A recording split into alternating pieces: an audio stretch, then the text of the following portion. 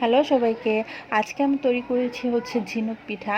এই পিঠাটা দেখতে যেমন সুন্দর, খেতে অনেক বেশি মজা হয়। আর বানানোর প্রসেসটা মোটামুটি সহজ, একটু দেখলেই পারা যায়। তো কিভাবে আজকে আমি বানালাম ঝিনুক পিঠা তা আপনাদের সাথে শেয়ার করব। প্রথমে আমি এখানে 1 লিটার পানি নিয়েছি। পানিটা বলক আসার পর দিয়ে দিয়েছি আতপ চালের গুঁড়া। এখানে অবশ্যই আতপ চালের গুঁড়া ইউজ করতে হবে। তারপর একটা চামচ বা খুন্তির সাহায্যে ভালো করে নেড়ে নিতে হবে। ভালো করে নাড়ার পর যখন পানিটা শুকিয়ে যাবে তখন আমি নামিয়ে নিব। এ পর্যায়ে একটা বড় বোলে নিয়ে তারপর আমি এটা ভালো করে মথে নিব। অনেকক্ষণ মথতে হবে। ভালো করে মথার পর যখন দেখব সফট হয়ে গেছে, কোনো লাম্পস নাই, তখন এটা আমার তৈরি হয়ে যাবে ডো তৈরি করা। যেভাবে আমরা আটা রুটি ডো তৈরি করি, অনেকটা ওই প্রসেসেই তৈরি করতে হবে। এখন চলে যাই পিঠা বানানোর পর্যায়ে।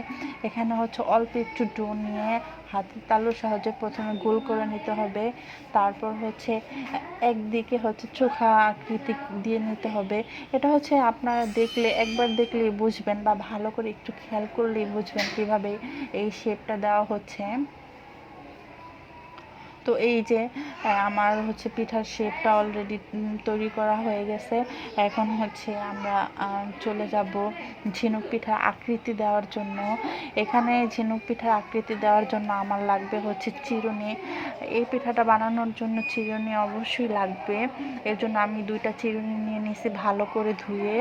তারপর চিরুনির উপর রেখে আরেকটা চিরুনি দিয়ে উপর দিকে একটু প্রেসার দিয়ে তারপর টান দিলেই ঝিনুকের আকৃতি সুন্দর ঝিনুক পিঠা তৈরি হয়ে যায়।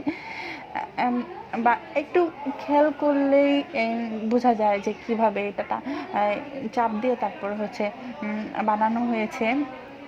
তো এইভাবে ঝিনুক পিঠা তৈরি করা এভাবে ট্রাই করলেই হয়ে যায়। 2 একবার এদিক ওদিক হলেও তারপর সুন্দরভাবে তৈরি হয়ে যায় ঝিনুক পিঠা। তো এখানে আমরা 2জন মিলে এই যে এরকম চোখা আকৃতিক তৈরি করে দিচ্ছিলাম। যেহেতু পিঠা অনেকগুলা ছিল, এর জন্য 2-3জন মিলে বানালে খুব তাড়াতাড়ি হয়ে যায়। এর জন্য আমরা 2জন এরকম বানিয়ে দিচ্ছিলাম, মানে পিঠার শেপ করে দিচ্ছিলাম, আর আরেকজন ঝিনুকের আকৃতি দিচ্ছিল। এই পর্যায়ে অলমোস্ট আমার পিঠাগুলো বানানো হয়ে গেছে। এখন আমি চলে যাব ভাজার প্রসেসে।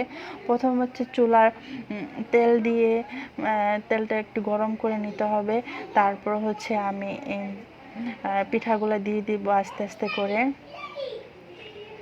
এখানে লক্ষ্য রাখতে হবে পিঠাটা যাতে অনেক বেশি হাই হিটে ভাজা না হয়। বেশি তাপে পিঠাটা ভাজলে পিঠাটা হয়ে যাবে, কিন্তু পিঠাটা খেতে মজা লাগবে না। এর জন্য পিঠাটা একটু ধৈর্য সহকারে অল্প আঁচে ভাজতে হবে।